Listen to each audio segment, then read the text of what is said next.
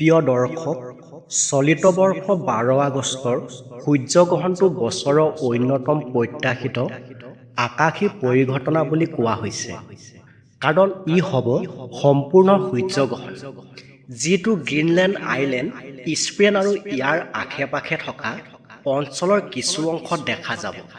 কিন্তু ভাৰতীয় পাঠশালাৰ মাজত এটা প্ৰশ্ন হ'ল, ভাৰতত সূৰ্যগ্ৰহণ দৃশ্যমান হ'ব নেকি আৰু সূৰ্যগ্ৰহণৰ সূতকলাৰ ভিতৰত পৰিব নেকি?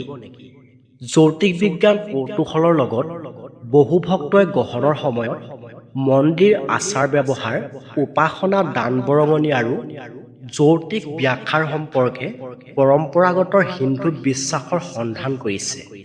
মনত ৰখা ভাল যে এই নিয়ম হিন্দু পৰম্পৰাগত ওপৰত ভিত্তি কৰি কৰা হৈছে আৰু পৰিয়াল, অঞ্চল, মন্দিৰ আৰু আধ্যাত্মিক লোকসকলৰ মাজত ভিন্ন হ'ব পাৰে। বৈজ্ঞানিক ব্যাখ্যা আৰু ধৰ্মীয় বিশ্বাসেৰে পৰিঘটনাটো বিভিন্ন দিশক উজ্জ্বল কৰি তোলে আৰু ইয়াক বিনিময়যোগ্য বুলি গণ্য কৰা উচিত নহয়। বহু প্ৰত্যাশিত সূৰ্যগ্ৰহণ ২০২৬ চনৰ ১২ আগষ্টত হ'ব। এতিয়াৰ পৰাই মাত্ৰ ৪ দিন বাকী আছে। এই সময়খিনিত সম্পূৰ্ণ সূৰ্যগ্ৰহণ হ'ব, য'ত সৰ্বমুঠ পথ গ্ৰীণলেণ্ড আইলেণ্ড, উত্তৰ এছিয়া, আটলাণ্টিক মহাসাগৰ আৰু স্পেইনৰ কিছু অংশৰ ওপৰেৰে পাৰ হ'ব।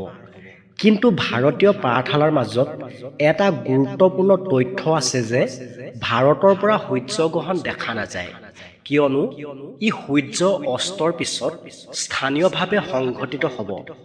পৰম্পৰাগত পাঞ্চাংগৰ ব্যাখ্যা অনুসৰি স্থানীয়ভাৱে দেখা নোপোৱা গ্ৰহণৰ ফলত স্থানীয় সূতক পালন কৰা নহয়। অৱশ্যে বিভিন্ন পৰম্পৰাগত ধৰ্মীয় অনুষ্ঠানত বিভিন্নতা থাকিব পাৰে।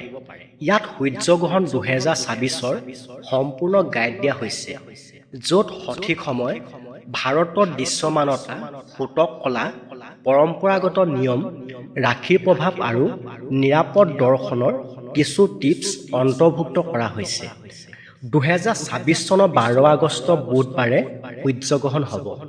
ইয়াক সম্পূৰ্ণ সূৰ্যগ্ৰহণ হিচাপে শ্ৰেণীভুক্ত কৰা হৈছে, যদিও সম্পূৰ্ণ সূৰ্যগ্ৰহণ পথ কিছুমান বিশেষ অঞ্চলতহে সূৰ্য সম্পূৰ্ণৰূপে চন্দ্ৰই আৱৰি ৰখা দেখা যাব। জ্যোতিষ বিজ্ঞান সংস্থাসমূহে গণনা পদ্ধতি আৰু পৰ্যবেক্ষণৰ স্থানৰ বাবে অলপ বেলেগ বেলেগ প্ৰকাশ কৰিব পাৰে। বৰ্তমান জ্যোতিষ বিজ্ঞান ভৱিষ্যতবাণী অনুসৰি ২০২৬ চনৰ আগষ্ট মাহৰ সূৰ্যগ্ৰহণ ভাৰতৰ পৰা দেখা নাযায়। ইউৰোপৰ কিছু অংশ, উত্তৰ-পশ্চিম আফ্ৰিকা, কানাডা, আলাস্কা আদি উত্তৰ অঞ্চলৰ পৰাও আংশিক সূৰ্যগ্ৰহণ দেখা যাব। সাধাৰণতে এই সূৰ্যগ্ৰহণৰ বাবে ভাৰতত সূতকলা পালন কৰা নহয়, কিয়নো ভাৰতীয় স্থানৰ পৰা গ্ৰহণ দেখা নাযায়। ভাৰতত নিশা সময়ত যেতিয়া সূৰ্য দিগন্তৰ তলত থাকে, তেতিয়াই সম্পূৰ্ণ সূৰ্যগ্ৰহণ সংঘটিত হ'ব। কিন্তু পৰিয়াল, আঞ্চলিক আৰু মন্দিৰৰ পৰম্পৰাগত অনুসৰি ধৰ্মীয় পালন অনুসৰি বিভিন্নতা থাকিব পাৰে। দৃশ্যমান সূৰ্যগ্ৰহণৰ সময়ত বহু ভক্তই এনে আচাৰ-ব্যৱহাৰ পালন কৰে। এইবোৰ পৰম্পৰাগত হিন্দু বিশ্বাস, বৈজ্ঞানিক প্ৰয়োজনীয়তা নহয়। সাধাৰণতে পালন কৰা ৰীতি-নীতিসমূহৰ ভিতৰত আছে সূৰ্যগ্ৰহণৰ সময়ত ৰন্ধাৰ পৰা বিৰত থকা, সূতক আৰম্ভ হোৱাৰ আগতে খোৱা, গায়ত্ৰী মন্ত্ৰ বা মহামৃত্যুঞ্জয় মন্ত্ৰ জপ কৰা, ধ্যান কৰা আৰু মনে মনে প্ৰাৰ্থনা কৰা। স্থানীয়ভাৱে যদি সূৰ্যগ্ৰহণ দেখা নাযায়, তেন্তে বহু পৰিয়ালে নিজৰ স্বাভাৱিক দৈনন্দিন কাম-কাজ অব্যাহত ৰাখে। ২০২৬ চনৰ ১২ আগষ্টত হোৱা সূৰ্যগ্ৰহণ সম্পূৰ্ণ সূৰ্যগ্ৰহণ যদিও ইয়াৰ সৰ্বমুঠ ভাৰতৰ বাহিৰৰ কিছু অঞ্চলত সীমাবদ্ধ থাকিব। আৰু এই ১২ আগষ্ট সূৰ্যগ্ৰহণ ২০২৬ত ৰাশিৰ প্ৰভাৱ এনেধৰণৰ হ'ব পাৰে। মেষ ৰাশি কেৰিয়াৰ বাবে সিদ্ধান্ত লোৱাত ধৈৰ্য্যৰ প্ৰয়োজন হ'ব পাৰে। মুকলি যোগাযোগে সম্পৰ্ক উন্নত কৰিব পাৰে আৰু আধ্যাত্মিক অনুশীলনে মানসিক শান্তি আনিব পাৰে। বৃষ ৰাশিৰ লোকসকলৰ আৰ্থিক পৰিকল্পনা অধিক গুৰুত্বপূৰ্ণ হৈ উঠিব পাৰে। অধিক খৰচ পৰিহাৰ কৰক আৰু দীঘলীয়া বা স্থিতিশীলতা কৰ্মৰ ওপৰত গুৰুত্ব দিয়ক।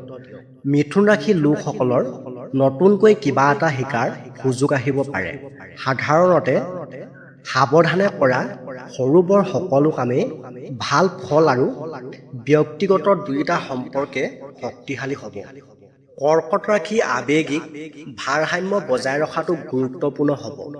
পাৰিবাৰিক আলোচনা শান্তভাৱে চম্ভালিলে ইতিবাচক সমাধানৰ দিশে আগবাঢ়িব পাৰে। সিংহ ৰাশিৰ নেতৃত্ব যোগ আহিব পাৰে, কিন্তু অতি আত্মবিশ্বাস এৰাই চলিব আৰু ধ্যান ধাৰণাই আপোনাক মনোনিৱেশ কৰাত সহায় কৰিব।